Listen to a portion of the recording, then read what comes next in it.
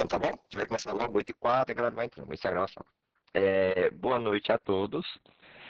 Hoje a gente vai falar do capítulo 16 do Dogma e Ritual de Alta Magia. Para quem está chegando agora, eu sou Nairo Queiroz, eu sou filósofo da religião e estudo filosofia, tudo que se relaciona ao processo religioso, como a magia, o esoterismo. E aqui a gente está estudando filosofia da magia, está no círculo da filosofia da magia, que é justamente delinear os aspectos filosóficos, né, do processo mágico. E a gente estava estudando aqui o Dogma e Ritual de Alta Magia, do Eliphas Levi, e a gente vai fazer aqui uma associação, uma reflexão simbólica do capítulo 16 com... Abaixar um pouquinho mais a câmera, né? Tá bom. Uma reflexão do capítulo 16, tá bom agora, Gil? Do capítulo 16 com o arcano 16 do tarô, que é a torre, né, e com o capítulo 16 do Apocalipse e também na Árvore da Vida. É importante a gente entender, antes da gente começar a falar sobre isso, o que que a gente está fazendo aqui, né? Por que a gente está estudando essas coisas? Eu acredito, né, eu percebo que a gente está diante de uma gramática, né? A gente está diante de uma proposta gramatical. Esse negócio de associar o tarô, a árvore da vida e a cabala e o apocalipse é como se nos desse uma espécie de gramática para que nós possamos compreender o nosso próprio caminho espiritual, nosso próprio caminho iniciático, né?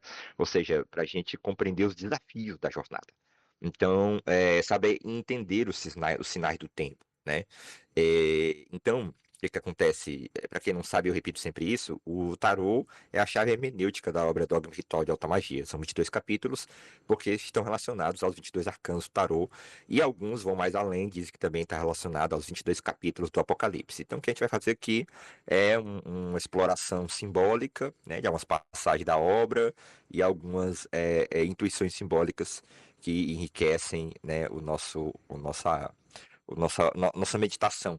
Porque, assim, quando a gente começa a meditar sobre esses arcanos, eles retroagem sobre nós, né? Ou seja, existe uma dimensão mágica do estudo do tarô, né? Isso às vezes é muito pouco falado, mas estar em volta do tarô, né? Estar meditando sobre o tarô, estar conversando sobre o tarô, retroage um efeito mágico. É como se o tarô também começasse a conversar sobre a gente. E quando ele narra o nosso processo, a gente percebe daqui as coisas ganhando mais sentido, né? Ganhando mais significação, ganhando mais clareza, né? Então, existe uma dimensão mágica desse estudo. Eu sou prova viva disso. Inclusive, ao longo dos nossos estudos aqui, eu vivi esses arcanos, estou vivendo esses arcanos. Então, os processos que eu vivi estavam perfeitamente alinhados com o arcano que a gente iria estudar naquela semana, naquele mês. E aí eu percebi que é porque, como dizia Paul Ricoeur, né, o filósofo, dizia o símbolo fala, né? O símbolo diz o que falar. O símbolo fala. O símbolo ele verbaliza, ele conversa, né? Ele é voz. Há uma voz que emana do símbolo, né? Enquanto a Blavatsky lá no Oriente, pelo orientalismo, falava em voz do silêncio, né? Nós aqui da tradição ocidental, nós falamos de voz do símbolo, né? Porque a nossa mentalidade é ocidental, então, por uma questão pragmática, a gente entende que é melhor trabalharmos com as nossas raízes, né?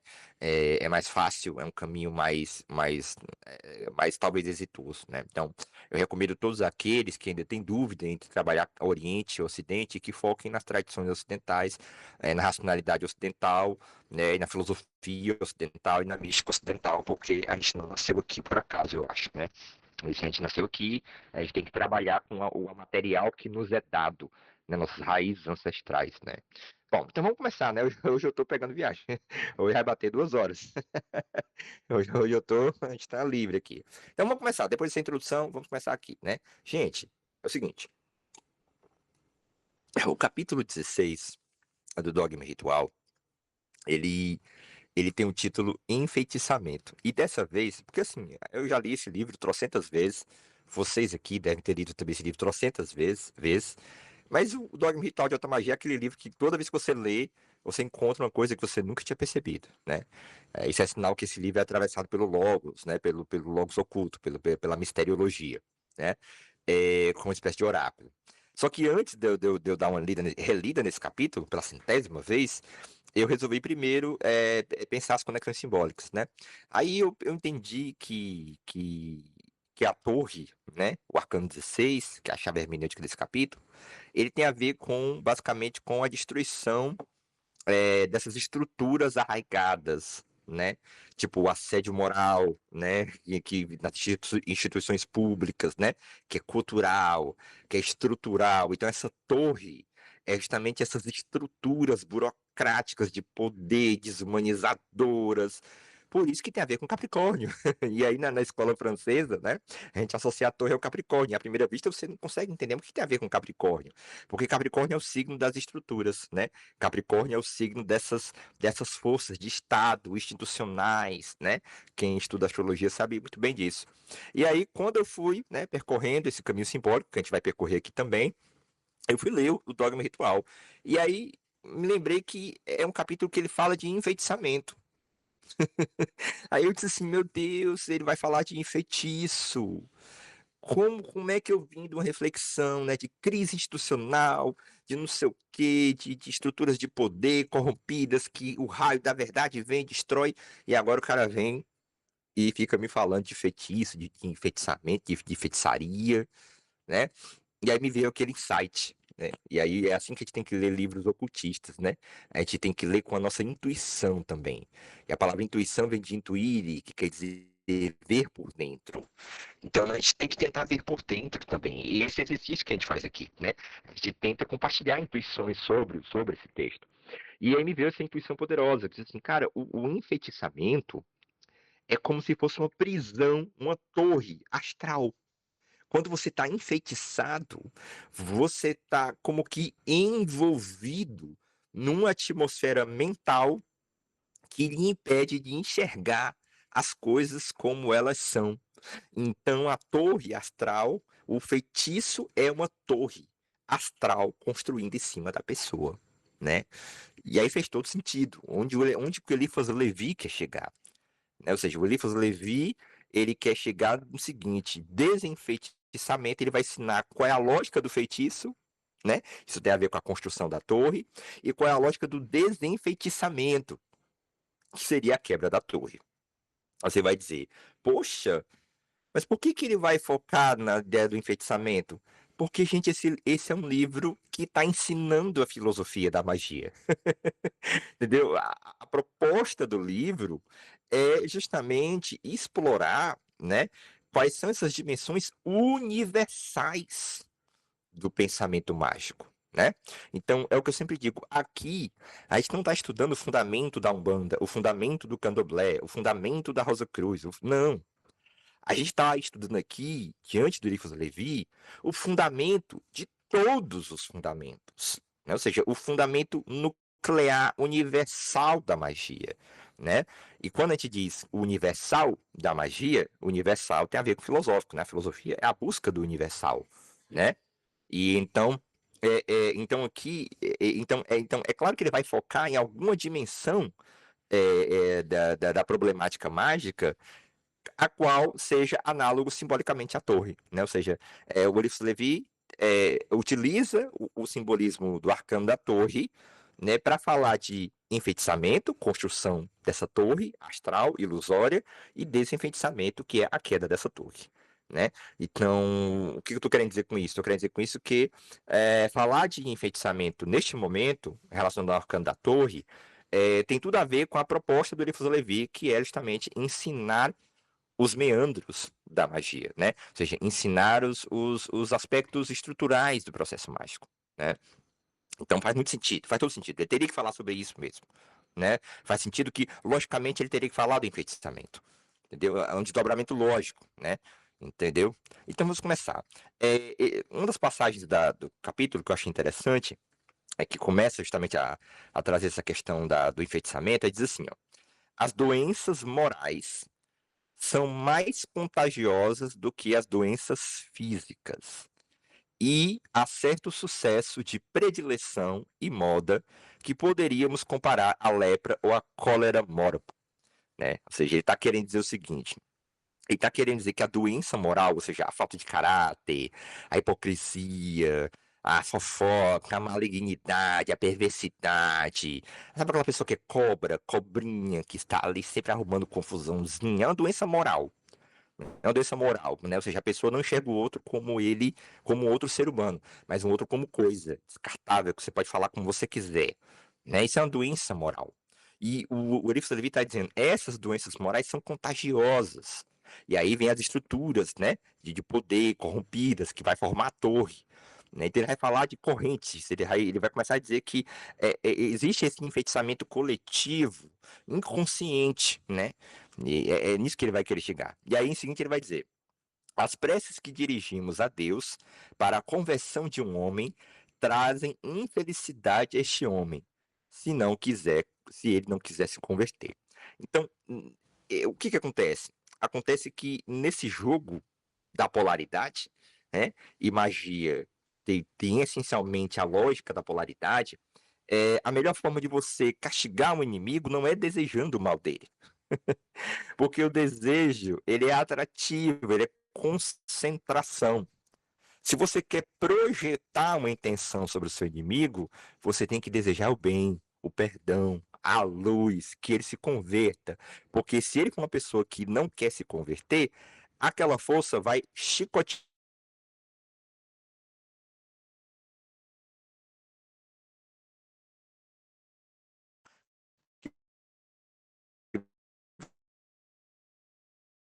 vai destruir. Já voltou, né? Ah, bom, travou. Pronto, voltou normal? Pronto, voltou. Voltou normal, né? Voltou, pronto. Então, é muito interessante isso que ele está dizendo, né? Ele vai dizer, ó, há, pois, duas espécies de enfeitiçamento. Os enfeitiçamentos involuntários, a corrente de contágio, né?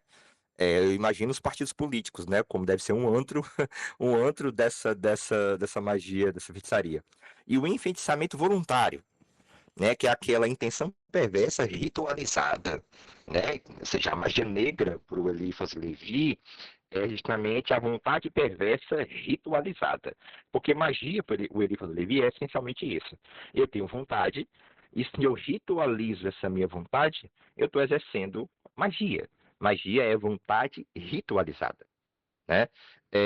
E aí ele vai dizer que existem dois tipos de feitiçamento. Um involuntário, né, onde o mais forte, onde tem o que tem mais força psíquica, vai absorvendo, né, e vai acoplando, né, os que têm a vontade mais fraca, e o enfeitiçamento voluntário, que é aquele que vai fazer um ritual mesmo da vontade perversa. E é interessante porque a força astral, ela vai e entra, vai sim ao encontro do inimigo, né? Daquela pessoa projetada. Isso mostra que a força astral, como a gente viu lá no Arcano do Diabo, ela serve para a luz, ela serve para as trevas, né? A gente viu, né? Então, enquanto luz é o Baphomet, né? Ou seja, enquanto luz é a força vital da Terra, né? Que é o material da alquimia espiritual.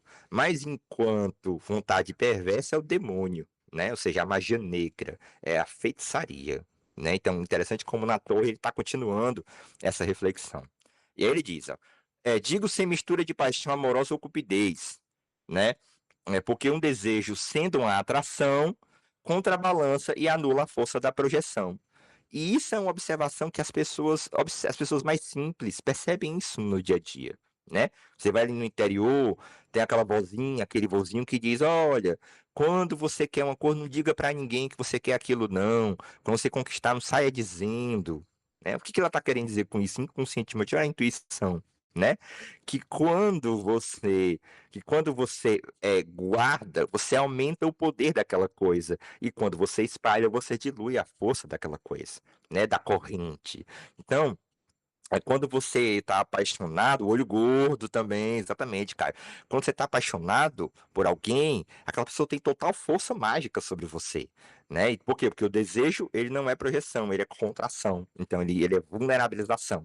projetar requer não desejar. Então tem aquele ditado, né? Quanto menos você quer uma coisa, mais aquela coisa vem. E quanto mais você quer, menos ela vem. As pessoas falam isso, né? Quando estão, por exemplo, questão de namoro, né? Essas coisas assim, dizem assim, ah, quando eu tô namorando, quando eu tô casado, aparece milhões de pessoas. Olha a intuição mágica, né? Mas quando eu tô solteiro, não aparece ninguém. Olha aí a relação, né? Porque quando você tá solteiro, você deseja, não aparece ninguém. Quando você tá casado, você tá com aquele desejo mais pra dentro, aí chovem pessoas. É isso que o livro Levitar tá dizendo, né? É isso que é corrente mágica, é isso que é trabalhar com corrente astral, né? Do ponto de vista da magia hermeticista, pro Caio não me matar agora, pro Caio não me esculhambar, é hermeticista, tá bom? Isso é um assunto que a gente vai discutir depois. Então, o malefício propriamente dito, isto é, a operação cerimonial com o fim de feitiçar, só age sobre a vontade do operador e serve para fixar e confirmar sua vontade, formulando com perseverança e esforço duas condições que fazem eficaz a vontade. Quanto mais a operação é difícil ou horrível, tanto mais é eficaz porque age mais sobre a imaginação e confirma o esforço em razão direta da resistência. É assim, por Eliphas Levi, gente, a vontade, ela não é, ela é uma coisa transcendental, né? Ela é tipo a fagulha do espírito no nosso ser. Então, se essa vontade for canalizada num ritual, e o ritual é a canalização da vontade, então nós entramos no domínio da magia. Então, a magia é vontade ritualizada. E a vontade, ela não é simplesmente um desejo, né? Ah, eu desejo uma coisa. Não, a vontade, ela é uma firme determinação que nasce de dentro para fora, que nasce a partir de uma inspiração, que nasce a partir de um princípio próprio. Né? A vontade, ela tem raiz na liberdade. Olha, preste atenção nisso, aqui é filosófico, tá?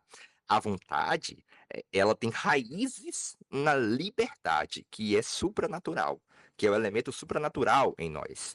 O desejo, não. O desejo não vem da liberdade.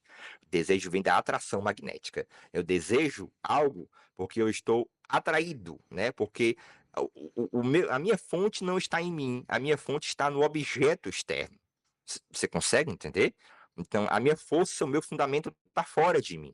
O desejo, ele tem o seu fundamento fora de si, né? A vontade não. A vontade tem um fundamento dentro de si mesmo. Então, tem autonomia, então tem liberdade, né? Para quem quiser uma referência mais profunda, isso é o Kant. O Kant é que explora isso filosoficamente.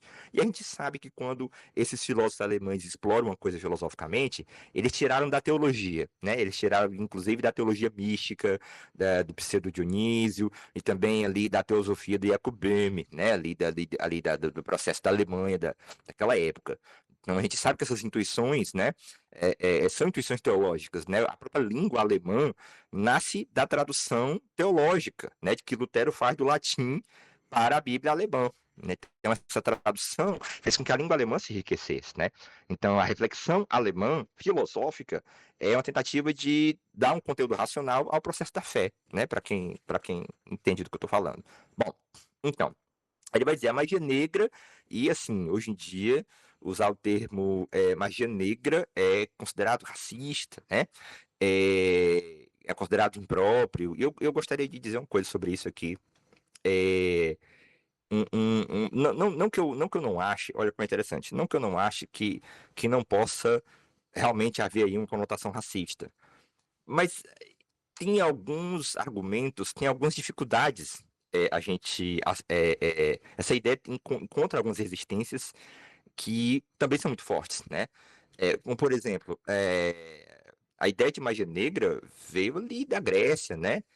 Então, assim, veio de povos, né, que não eram negros, assim, e não havia a ideia do homem branco dominando o homem negro, né? Então, a ideia de negritude aqui para a magia, a princípio, não era racial, né? Assim, na sua raiz ontológica, sua raiz etimológica, não tinha uma conotação racial.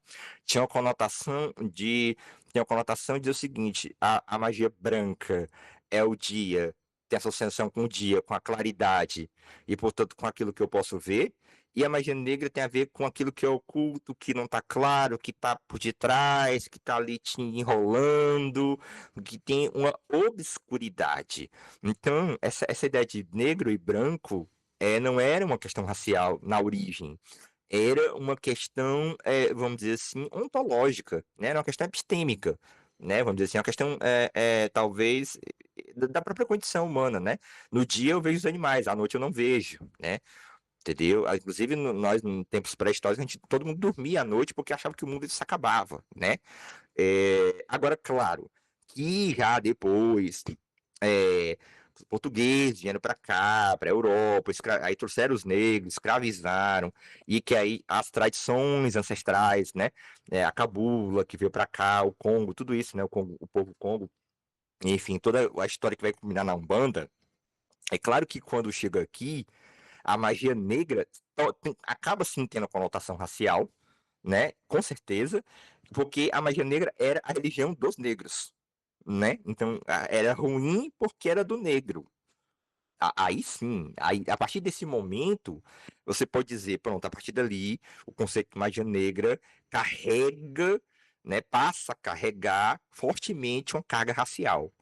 Mas eu acho que a gente tem que fazer a ressalva de dizer, tá, mas na origem etimológica do conceito de magia negra, que é antropológico, a gente poderia dizer, antropologicamente ele não tem uma conotação racial, né? Antropologicamente ele tem uma conotação talvez epistêmica, né? Mas não racial. Se torna racial com a questão da escravidão, a descoberta das Américas, século XVI, XVII. Né? Então, acho que é importante essa ressalva.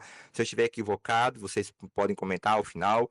Quem for assistir esse vídeo pode comentar, tá? Eu estou aberto, né? É que eu gosto de procurar os contrapontos, não no sentido vamos dizer assim, de defender que não haja um preconceito racial, conotações raciais, né? Claro que há, claro que tem que ser combatido, né? Claro que existe muita estrutura colonial no pensamento mágico, que nós estamos lidando aqui com o pensamento mágico europeu, né? Que tinha uma visão muito desumanizante, totalmente coisificante desses povos. Eu não estou negando isso, né? Mas como filósofo, a gente tem que aprofundar o conceito, aprofundar as nuances argumentativas, né? O meu papel é esse, né? Eu acho que é importante fazer essa ressalva, né? Eu vou fazer um corte sobre isso, vai colocar no TikTok, vocês se preparam. Vai dar o que falar. E aí, então vamos aqui continuar, né? Que ainda tem mais coisa pra gente falar. Bom, e aí aqui não é o Eulifes Levi, aqui eu resumi, tá? Aqui ele diz assim, né? Aqui é o Eulifes Levi ainda. A magia negra é realmente uma combinação de sacrilégios e assassinatos graduados para perverter para sempre a vontade humana e realizar no homem vivo o fantasma horrendo do demônio. É, pois, propriamente falando, a religião do diabo. Olha aí, a religião do diabo, o culto das trevas, o ódio do bem levado ao seu paroxismo. Ou seja, é o ódio do bem levado ao seu auge. O cara leva tão longe que ele vai fazer um ritual para que aquela vontade dele seja imantada na luz astral e atinja o outro. Meu Deus, olha a que ponto a pessoa quer prejudicar a outra. É o paroxismo do ódio ao bem. Isso é a magia negra, né? É a encarnação da morte. Por que da morte? Porque a morte verdadeira não é a morte física, né? A morte verdadeira é o afastamento de Deus, é o pecado, né? A morte é se afastado do propósito divino, né? E a criação permanente do inferno, exatamente. O inferno aí é ritualizado, né? É que eu resumi assim: o enfeitiçamento é, em essência, uma torre ilusória construída no plano astral. Olha aí a relação do Livro Levi falando de enfeitiçamento e falando do arcano da torre, né? Do capítulo 16. Então, o feitiço é uma torre ilusória construída no plano astral, né? Que é destruída por quem entende a lógica do feitiço. Então, um mago, né, que vai entender a lógica do feitiço, consegue rebater. E esse capítulo é um capítulo sobre isso, tá? Capítulo de ataque e defesa, né? Se quiser aprofundar. E aí, lá em Isaías, tem uma passagem interessante que me parece ter tudo a ver com isso, né? Que diz assim, ó. Porque o dia do Senhor dos Exércitos, né? Talvez Elohim de Sebaoth, será contra todo soberbo, né? E nós temos aí a Torre de Babel, né? A soberba humana ali, falavam todos uma só língua, e depois da soberba ali, da criação daquela estrutura toda, Deus traz o raio, aí confunde as línguas. Obviamente que a iconografia do arcano da torre está falando dessa história bíblica, claro, né? Mas aqui diz: será contra todo soberbo e altivo, e contra todo aquele que se exalta, e será abatido contra toda torre alta. Olha aí o arcano da torre aqui na Bíblia. E contra todo muro fortificado, muro de Berlim sendo quebrado, estruturas econômicas, políticas, né? Aí o que é o arcano da torre? E a soberba do homem será humilhada, e a altivez dos homens se abaterá, e só o Senhor será exaltado naquele dia, né? Deu para ver o que que é a torre, né? Então, a ponte com a torre. Babel é o primeiro grande enfeitiçamento coletivo da humanidade, uma construção saturnina, Capricórnio, que pretende se eternizar, né? O raio divino despedaça a torre da soberba e confunde as línguas, ou seja, quebra o feitiço da unidade falsa. E vamos cabalizar, né? E vamos pensar agora na cabala hermética. Na cabala hermética, o arcano da torre, né? Ele tá ligado àquele caminho que vai da Céfira do coração, que é Tiferet, para a Céfira de Mercúrio, que é Hod. Né? Então, no plano descendente, vai de Tiferet para Hod, ou seja, do Sol para Mercúrio, né? E ascendentemente vai de Mercúrio para o Sol. Né? Então, é um movimento do pilar da esquerda, né? Do pilar da severidade, né? Que é feminino, para o pilar central. E tem tudo a ver com a torre. Presta atenção. Lá no Cefezirá, esse caminho é chamado de inteligência renovadora. Olha aí a torre destruindo e renovando as coisas, né? Olha como você fez irá, se liga ao Atarô, que se liga ao capítulo, que se liga ao Apocalipse, a gente vai já chegar no Apocalipse. Queda da visão falsa. E a 16ª letra do alfabeto hebraico, que é o Ain, é olho, é visão, né? Então tem a ver com quebra da ilusão, tem a ver com ilusão, né? Porque a gente tem que entender uma coisa, gente. A gente não vê com o olho. Olha como isso é interessante. A gente vê com a mente. Por isso que a hipnose é possível. Como é que uma pessoa consegue fazer outra ver o que não existe? Porque a gente não vê com o olho, a gente vê com a mente, né? Por isso que tem a ver com Rod, Mercúrio, ó, ver com a mente. E Tiferet, o Sol, vai iluminar, vai dissolver aquela ilusão. Então vamos continuar aqui. Cegueira ilusória quanto à visão iluminada. Né? Olha interessante isso. Ain, a 16ª letra do alfabeto hebraico, portanto, é a visão que deve ser purificada da ilusão maia, prisões conceituais, para a iluminação, visão solar ascendente. Muitas vezes também aqueles sistemas filosóficos que estão muito conceituais, e aí vem ali um filósofo e diz, ó, tem algo além, né, tem uma intuição mais profunda, tem um mistério mais profundo. O Schelling, na sua fase tardia, podemos dizer que ele faz esse movimento ascendente no seu pensamento, né, de Mercúrio para o Sol, né, de Rod para Tiferet. A sua filosofia da revelação é praticamente a luz solar iluminando as estruturas, derrubando essas prisões conceituais e mercuriais, né? Mas construídas por uma força saturnina. E a relação com Capricórnio é bem evidente, né? É o caminho da revelação devastadora. A mente recebe uma visão tão intensa que não pode mais sustentar suas velhas estruturas. Né? Então, regido por Saturno, planeta das estruturas, do tempo, da forma, da disciplina, da matéria cristalizada, da burocracia, do assédio moral, tudo isso tem a ver com Capricórnio, tem a ver com a torre. É o signo do ápice da montanha, onde o homem constrói sua torre de poder, status e permanência, meio do céu, casa 10 na astrologia, né? Representa tanto o esforço hercúleo de subir a montanha, como o risco de se aprisionar em estruturas rígidas. Capricórnio constrói torres, estruturas sociais, materiais, psicológicas, empresariais, institucionais, jurídicas, né? O raio marciano que atinge a torre representa o momento em que a rigidez se torna prisão e deve ser quebrada. Qual é a lição de tudo isso? Tudo que é construído apenas sobre pedra, seja sem a verdade do coração, vai ali só friamente, bater o ponto, sabe? Tem cara feia pra todo mundo, tá ali a força, todo mundo corrompe todo mundo, tem jogos de poder, assédio moral, tal. Não é sem o coração. Tudo aquilo que é construído apenas sobre a pedra de Saturno, sem estar vivo no espírito, ao sol, olha a Tiferete, olha a Céfira do coração, do pilar central, toda a árvore da vida, que é o Cristo, né? Que é a Céfira do Cristo, na Cabala Hermética, está condenado a ruir. Ou seja, tudo aquilo que não é da vontade Telemann, da verdadeira vontade, o Caio vai soltar agora. Da verdadeira vontade vai ruir. E faz todo sentido, né?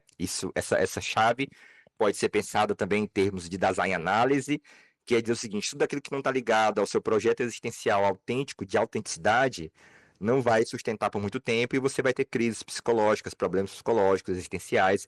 Eles vão vir enquanto você não assumir a vida autêntica, que é uma vida arriscada, que é uma vida perigosa, né? Assumir a autenticidade é correr perigo, mas não tem outra forma da gente lidar com o problema da existência, o problema do Dasein, o problema do ser aí, do homem, né? Da condição humana, vamos dizer assim. Fazendo uma ponte aqui das análises com a vontade. É porque o Crowley, né, o Eliphas Levi, eles estão muito ainda numa metafísica da vontade, então a palavra vontade se torna muito mais forte, né? Porque ela é carregada de um peso metafísico, né? A vontade, ou seja, a faculdade espiritual, autônoma, livre, que está aqui na matéria atuando, né? Mas em termos do século XX, já não temos essa ideia da vontade, né? Já é mais a ideia da existência, do ser aí do homem no mundo, de como nós estamos situados no mundo. Nós somos seres de liberdade, portanto, nós temos que escolher, e escolher implica negar uma outra coisa, então não adianta você chorar, não adianta você querer abarcar tudo, você tem que fazer escolhas e assumir, né? E é isso, se você não assumir a responsabilidade sobre a sua existência, você vai sofrer de mal psicológico, né? Então é outro, a gente está falando sobre a mesma coisa, né? Mas numa outra chave, né? Não numa chave mais metafísica, não tanto metafísica, mas mais existencial. Então, principalmente no século XX, essa metafísica da vontade, ela dá lugar a uma metafísica da existência, podemos dizer assim, né? Ou um existencialismo, né? O existencialismo não é uma metafísica da existência, mas enfim. Bom, e aí para chegar no final, é, qual é a relação disso com o Apocalipse 16?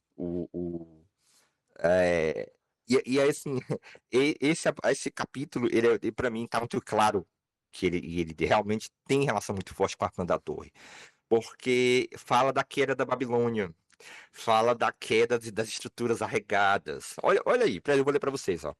É aqui, ó. E foi o primeiro e derramou a sua taça sobre a terra, e fez uma chaga má e maligna nos homens que tinham o sinal da besta e que adoravam sua imagem. Todo mundo sabe que o sinal da besta, a besta, aqui no contexto de João, na ilha de Patmos, era o Império Romano, né? Então a gente estava falando do Império Romano, que era corrupto, que era pornográfico, que era bestial, que era sanguinário. Nessa grande torre seria o Império Romano, né? Então, o sinal da besta é justamente essa alma corrompida, essa alma vendida pelo sistema, vamos dizer assim, né?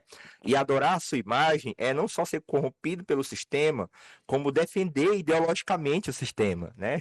Qualquer semelhança com o que está sendo hoje no Brasil também não é mera coincidência, porque isso é próprio da estrutura de Estado, enfim, de política, etc., né?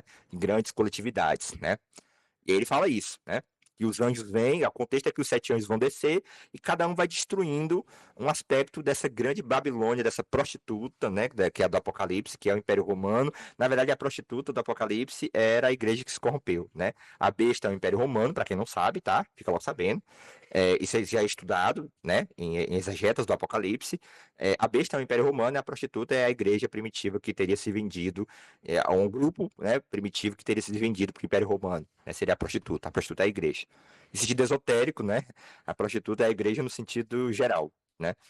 Bom, e aí diz, ó, aí continuando, Apocalipse 16, e o quinto anjo derramou sua taça sobre o trono da besta, ou seja, o mercado financeiro, né, e o seu reino se fez tenebroso, olha o colapso do mercado financeiro se aproximando, e eles mordiam as suas línguas de dor, né? Ou seja, as blasfêmias, as conspirações, as maledicências, aquela língua de cobra, aquela coisa corrompida, aquela coisa nojenta, aquela coisa ridícula, sabe? Aquela coisa de gentalha, né? Que se espalha porque é estrutural, é cultural, né? Não é nem porque a pessoa seja má, e aí nós podemos até entrar na ideia da banalidade do mal da Hannah Arendt, né? Essas pessoas, né? Ciumentas, falsas, né? O típico burocrata ali da instituição que não tá nem, não olha nem para sua cara e tem grupinho, não sei o quê. Tudo isso é fraqueza do espírito, é fraqueza do caráter, né? É essa besta do Apocalipse, essa corrupção moral. E ele continua dizendo aqui: e a grande cidade, né, a Babilônia, fendeu-se em 3 partes, e as cidades das nações caíram. E da grande Babilônia se lembrou Deus, para lhe dar o cálice do vinho da indignação da sua ira. Né? Então, para resumir, a Babilônia é o símbolo máximo da torre de Capricórnio, das estruturas, né? A sociedade é organizada apenas sob pedra, ouro, poder e controle. Né? Ou seja, uma sociedade que, em vez de produzir para satisfazer as condições humanas, não. Nós não produzimos para nós, né? Nós produzimos para o lucro, para a pedra, para o ouro, para o controle. Ou seja, a produção, tudo que nós produzimos é concentrado no lucro, né? Ou seja, o lucro a serviço de si mesmo, né? Ou seja, a gente coloca a proteção dos preços acima da dignidade humana, né? Se você quer um exemplo muito clássico disso, foi na crise do café do Brasil colonial, né? Havia uma população faminta aqui no Brasil, houve muita produção de café, a Europa entrou em crise, não pôde comprar o café do Brasil, e aí o que foi que aconteceu? O governo comprou o café e queimou para proteger o preço. Ele não podia comprar o café e dar para as pessoas, porque isso ia colapsar o preço. Então, para proteger o preço de mercado, você sacrifica a dignidade humana. E tem gente que defende isso, né? Tem um livro do nosso grande professor Manfredo Oliveira, um dos maiores filósofos do Brasil e do mundo, é aqui do Ceará. Eu fui seu aluno na Universidade Federal do Ceará, e tem um livro chamado Ética e Economia, né, que eu recomendo para todos, que ele vai discutir, né, o quanto o capitalismo, né, é antiético nesse sentido, né? Ele coloca a proteção do preço acima da dignidade humana, né? E se o cristianismo é uma religião que trouxe essa chave universal da dignidade humana, então não existiria nada mais anticristão do que o capitalismo, né? Ou seja, não o mercado é algo natural, né? Mas o capitalismo é essa sociedade que prefere proteger o preço do que proteger as pessoas. Nós temos a maior produção de alimento da história e tem gente que morre de fome. 25 milhões de pessoas no mundo morrem de fome por ano. E nós temos a maior produção de alimento de toda a história, né? Isso é a besta do Apocalipse, isso é a torre, isso é a falso, que é fundado, é o grande enfeitiçamento coletivo, é aquilo que Karl Marx, né, chamava do fetiche, né? A gente pode até pensar uma filosofia do feitiço marxista, é o fetiche da mercadoria, né? A menina, quando ela vai comprar calça e aí ela não cabe na calça, ela não compra uma calça melhor que possa caber nela. Ela vai malhar para caber dentro da calça. Ou seja, como se a calça dissesse: olha, eu sou o sujeito, você é o objeto. Você tem que se adequar a mim. Ou seja, o ser humano trabalha para o dinheiro, né? E não o dinheiro para a nossa necessidade. E é isso, né? Então, em algum momento, essa estrutura vai colapsar, se é que ela já não está colapsando, né? Eu sou muito kantiano nesse sentido. Eu acredito que aquilo que nós não fazemos de bom grado, a natureza vai ensinar, né? Então, o chicote da natureza está vindo com as crises climáticas, e já nós vamos entrar em grandes crises alimentares, de alimentação, de produção de alimento, e a gente vai se lembrar que o importante é produzir alimento e distribuir esse alimento para todos, né? A gente vai se lembrar com isso, a gente vai se lembrar disso amargamente, porque o chicote da natureza vai nos ensinar, porque a natureza é severa, né? A natureza não é do bem, não é bonzinha, não. A natureza é uma mãe severa, a natureza não é uma mãe amorosa, tem gente que romantiza demais a natureza, ela é uma mãe disciplinadora, ela é uma mãe luminosa, de luz, mas é espada, é profundamente espada, né? Então, assim, tem gente que romantiza demais aí, eu tenho um certo receio de que romantiza demais o processo natural, como se a natureza não tem dor, a natureza não tem, sim, a natureza é severa.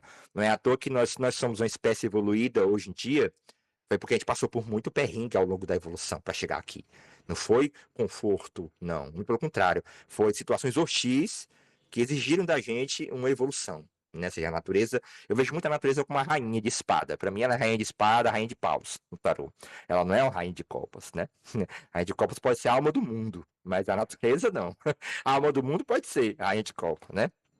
Então, a grande síntese, o Apocalipse 16 e o Arcano 16 expressa o mesmo mistério, a queda das torres humanas, as construções sociais, materiais ou psicológicas de Capricórnio, quando confrontadas pelo raio do espírito. A mensagem é simples e radical.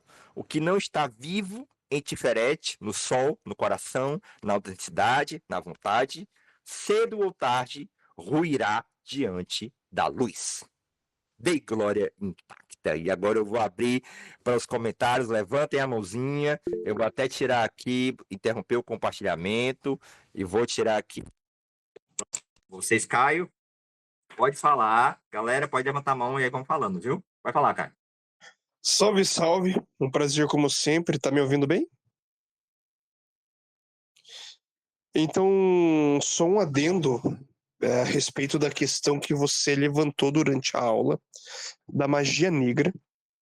Isso daí é basicamente um erro de copista medieval, porque o cristianismo, ele As religiões abraâmicas, de forma geral, proíbem a prática da necromancia, que era, na verdade, bastante comum em várias religiões pagãs, que seria o culto aos mortos, culto aos ancestrais, culto aos heróis da comunidade, algo muito parecido com o que a gente tem hoje no Brasil de culto a Exu e Pombagira, seriam os poderosos mortos, né? Os mortos que se deificaram e como o judaísmo ele proíbe a idolatria, isso é visto como idolatria aos mortos. Então, para a igreja, a necromancia é uma grande heresia.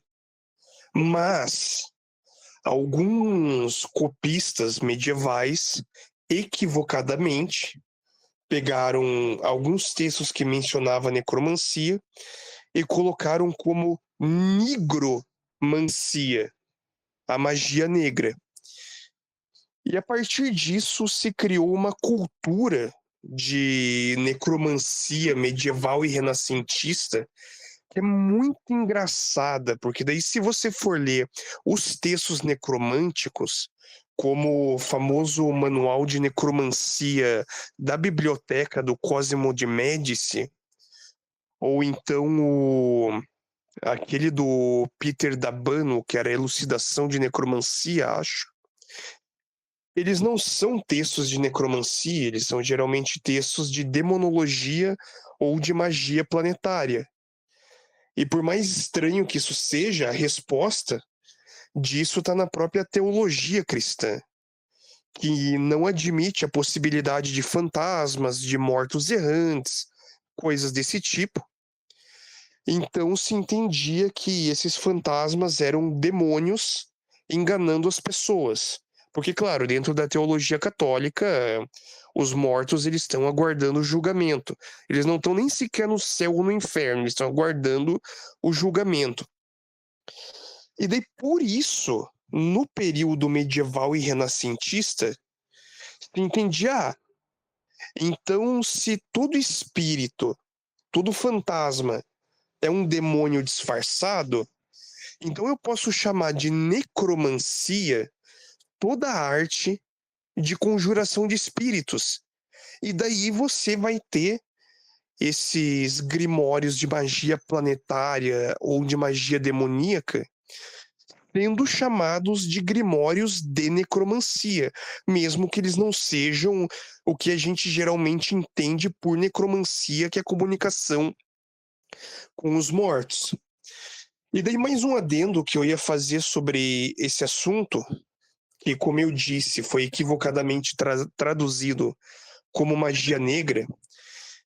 É interessante a gente observar também no esoterismo moderno o significado disso, porque o Eliphas Levi, ele dá, não lembro se é no Dogma e Ritual ou se é outra obra dele, ele dá uma definição extremamente restrita sobre magia negra, enquanto o Crowley vai dar uma definição extremamente ampla, que é o seguinte: para o Levi, magia negra é toda magia que ou você precisa ser insano para praticar, ou a prática dela te torna insano.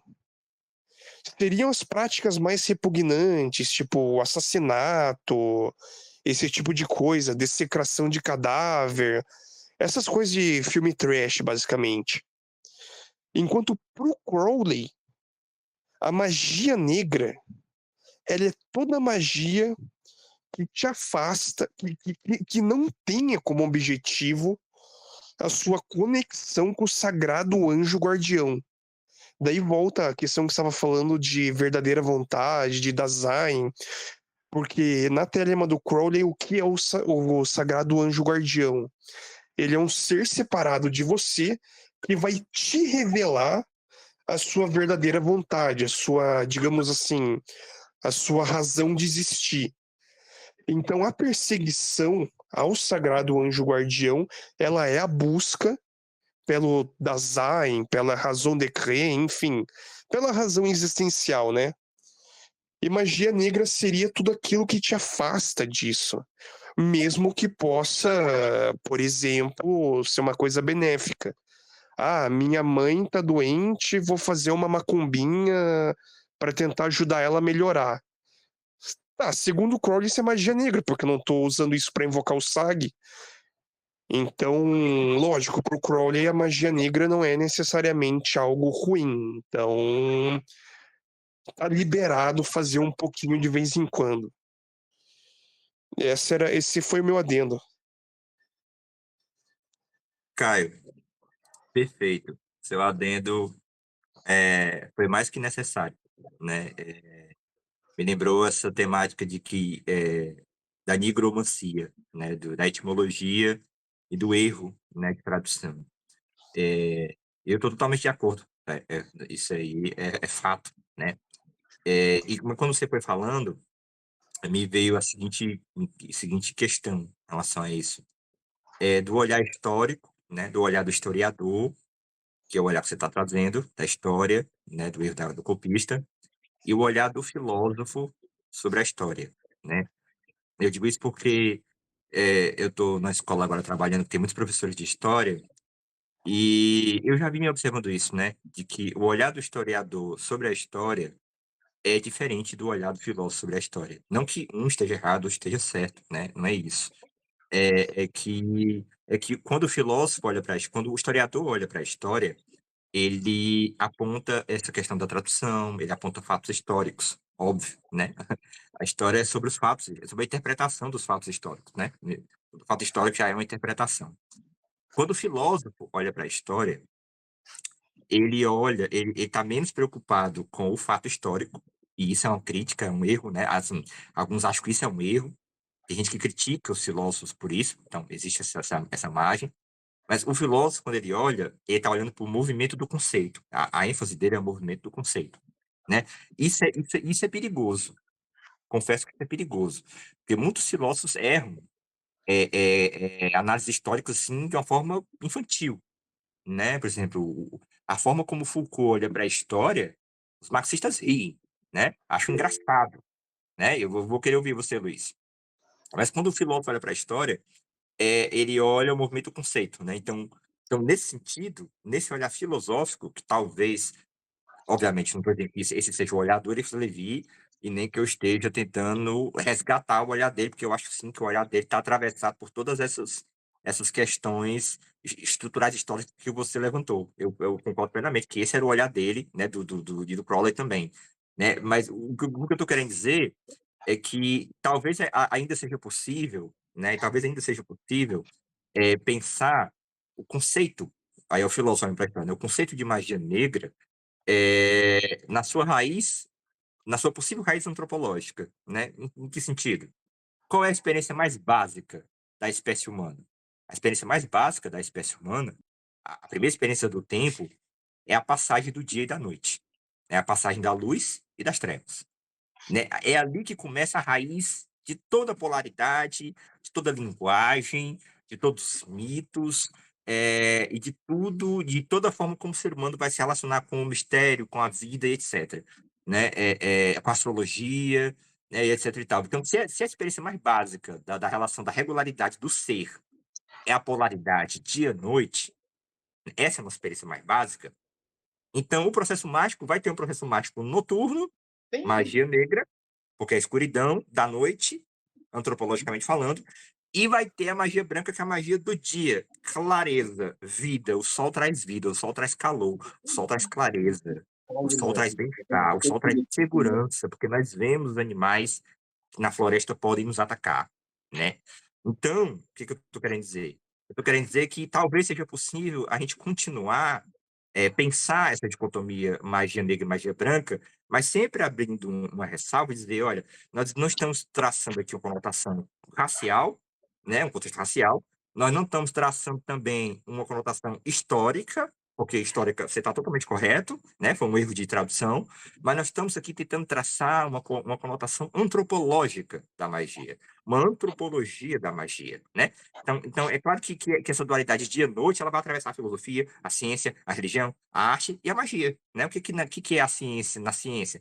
Seria, né, o mistério e aquilo que é analítico, na religião, o diabo e Deus, né? Na arte, o feio, o belo e o feio, né?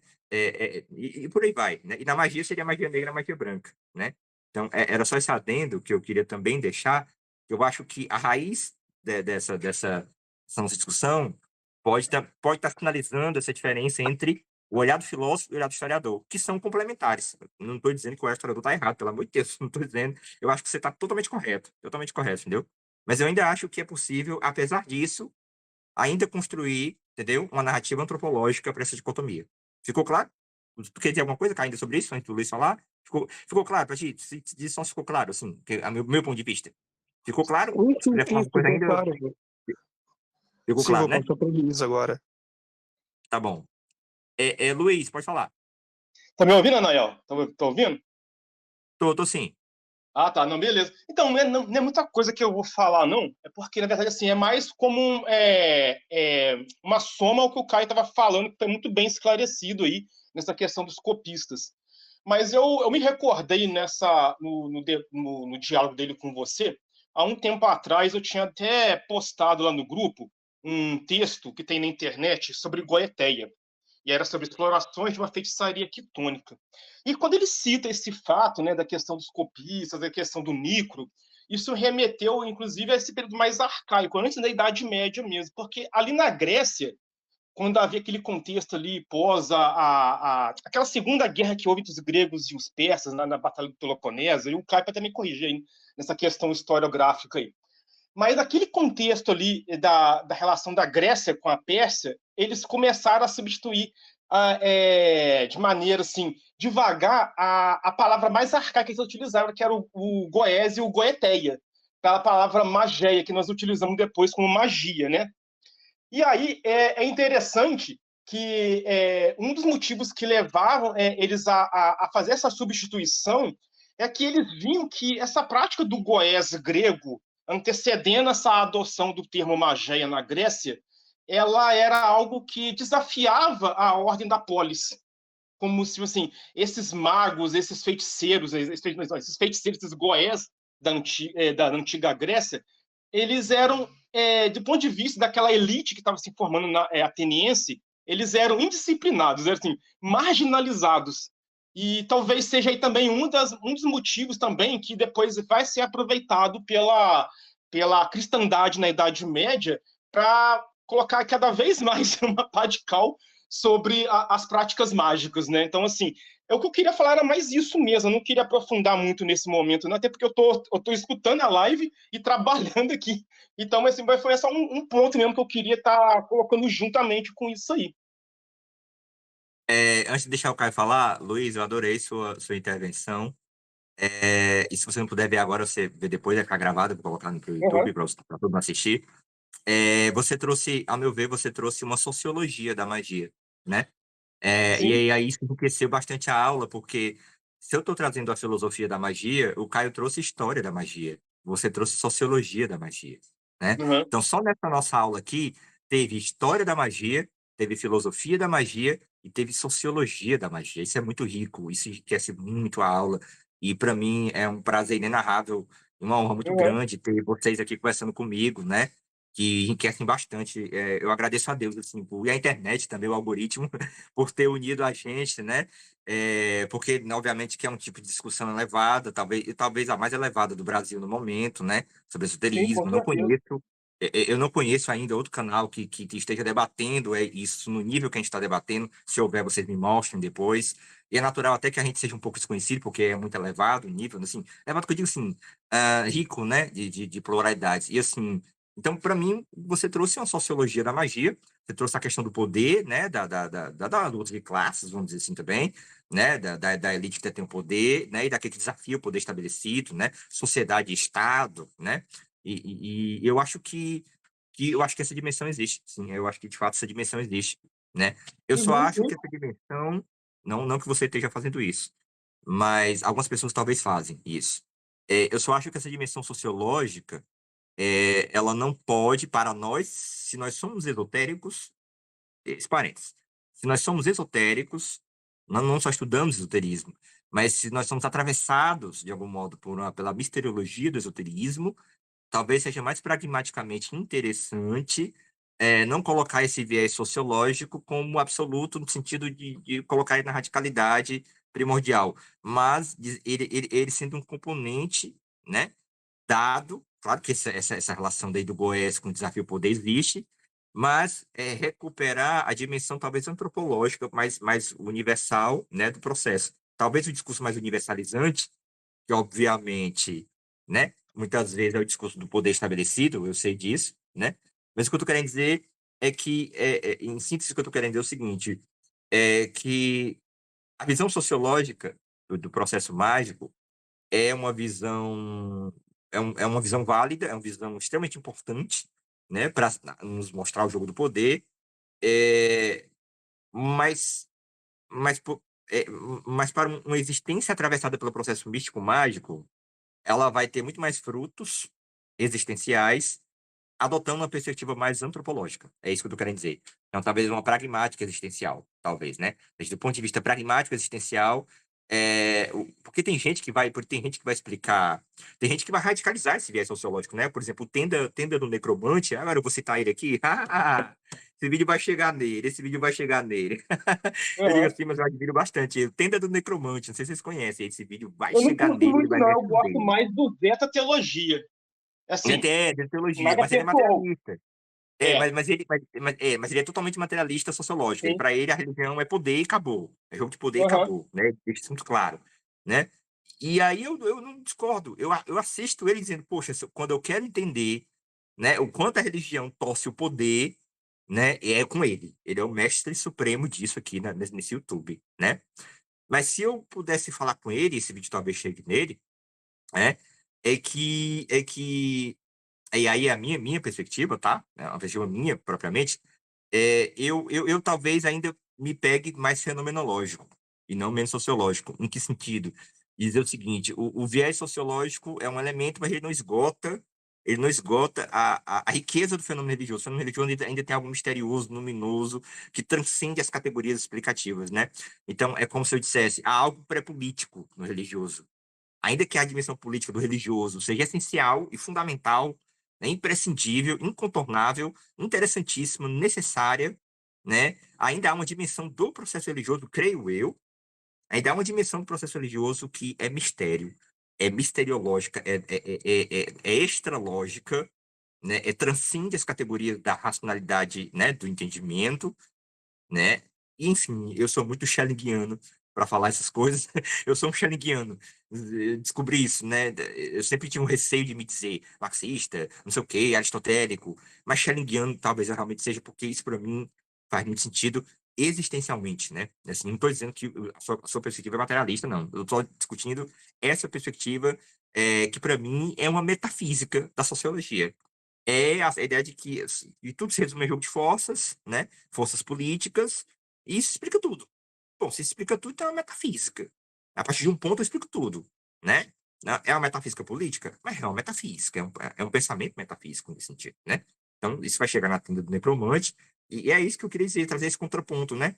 Eu acho que o processo religioso, talvez, para ser compreendido na sua plenitude, ele tem que ser compreendido talvez nos seus próprios termos, né? E não num viés sociológico, ou necessariamente filosófico, ou necessariamente econômico, ou necessariamente artístico, mas que ele possa, para que ele seja compreendido, a gente tem que habitar na sua gramática própria, entende? E a sua gramática própria é a Sim. relação do homem com o mistério, né? Entendeu Aham. assim?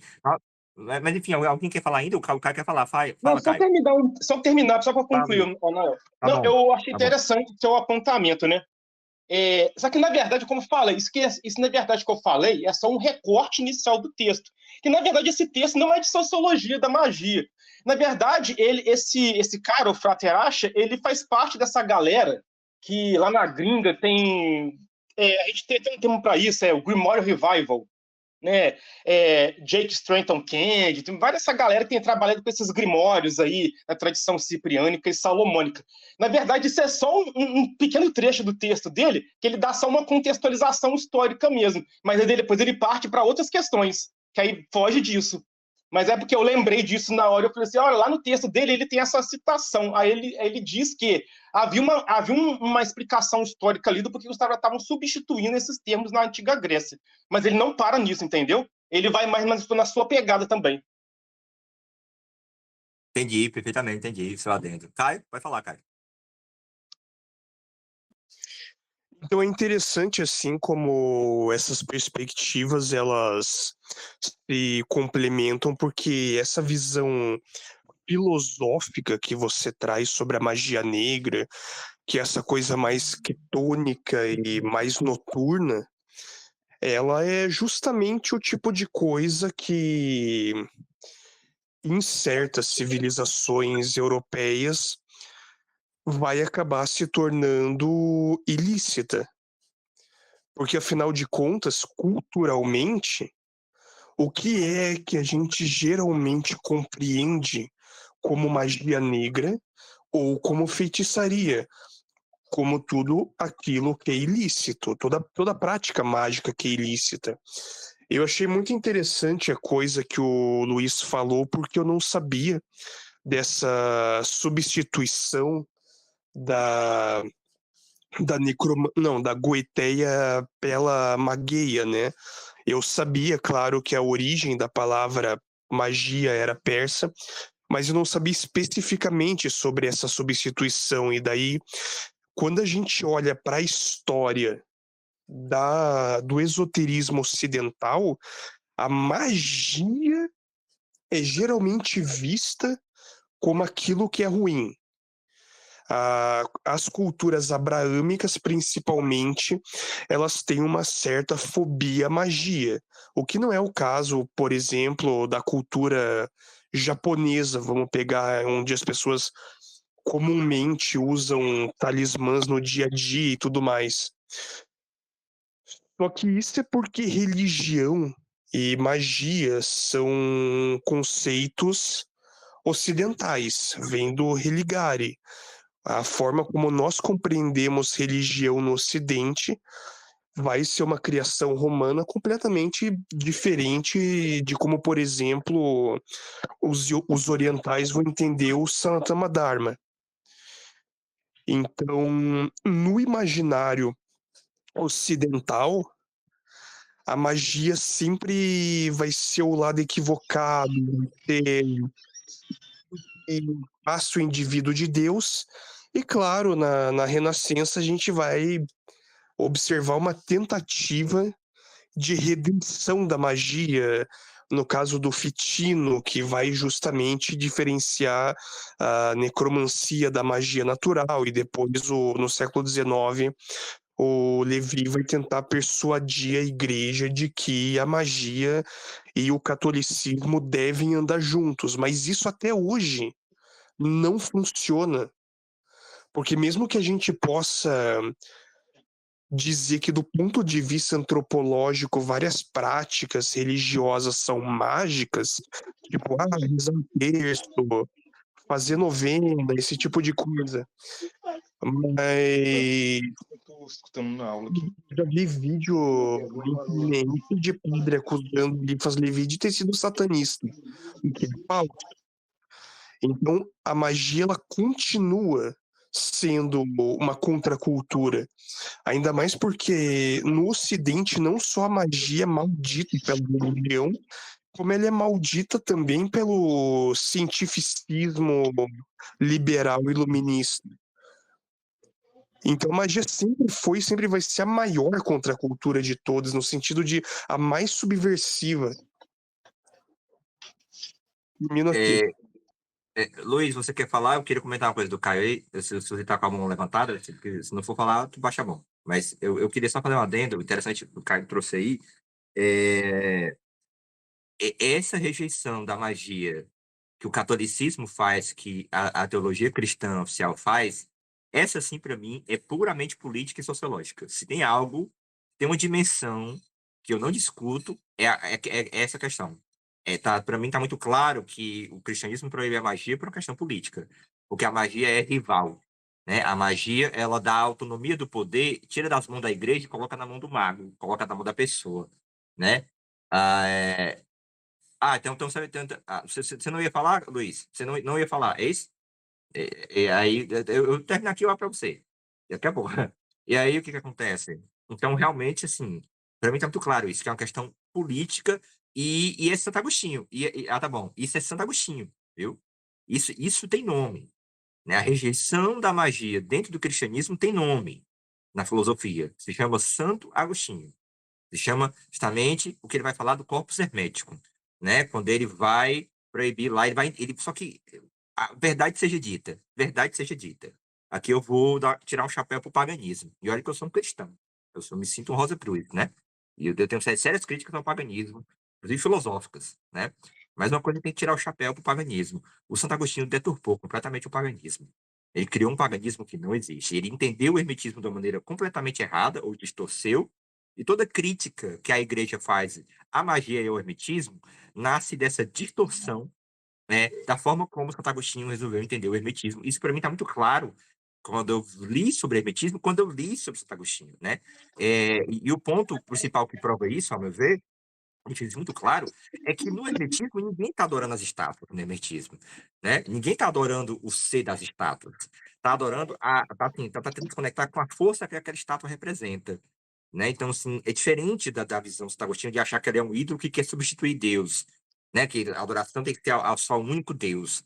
Mas o hermetista está entendendo aquilo ali como o único Deus mediado, entendeu? O hermetista não está entendendo aquilo ali como uma adoração a um ente fora de Deus, do divino, né? Isso é só uma questão, né? Então, eu acho, assim, que o cristianismo e a magia devem dar as mãos novamente. Então, eu sou Elifas leviano, levítico nesse sentido, né? Acho que o divórcio da igreja com a magia é político, meramente político, né? Porque essa igreja aí é a grande Babilônia, né? A prostituta do Apocalipse, é o anticristo, é o anticristo que o Jacob Böhme fala na Aurora Nascente nas suas obras, né? Principalmente também a igreja luterana, né? E é isso, assim, retrazer essa relação da magia com o cristianismo é trazer para o cristianismo a experiência cristã como algo autônomo, sem mediação de uma igreja, de uma instituição. Então, a magia cristã é um anarquismo cristão, de algum modo, né? Se a gente parar para pensar, né? Pensar a magia cristã, pensar em recolocar a magia no seio do cristianismo é profundamente anárquico, porque você está rompendo com o elo central, que é a igreja, e dizendo todos podem se conectar com o divino, todos podem ser magos, todos podem ser sacerdotes de si mesmos, né? Então, realmente, isso é subversivo, né? Eu acho muito, muito interessante essa sua relação que você sempre traça com a magia e a subversividade, né? Talvez você esteja sinalizando uma coisa talvez muito interessante que merece estar em qualquer reflexão profunda sobre a magia, que é essa ideia de que talvez a magia seja profundamente anárquica, né? Luiz, se puder fechar o microfone, tá aberto. Então, ou seja, você está trazendo anarquia e magia, né? E se não me engano, você é um anarquista, né? Eu acho que você é um anarquista. Eu acho isso muito interessante, como há um viés intrinsecamente anárquico na magia, né? Na ideia do pensamento mágico. Acho isso muito interessante. Gente, vamos ficar por aqui. A gente continua no grupo, né? Você é anarquista, eu sei. E a sua visão da magia é anárquica, eu acho ela muito interessante, muito libertária, muito aquariana, muito luciférica, e é muito interessante isso, né? Então a gente continua no grupo, galera. Obrigado pela participação de todos: o Glione, Marília, Geva, Luiz, Caroline e o Caio, que está sempre aí enriquecendo a aula, e agora o Luiz também. E aí em breve já coloco no YouTube, tá bom? Boa noite a todos. E é isso, galera. Valeu!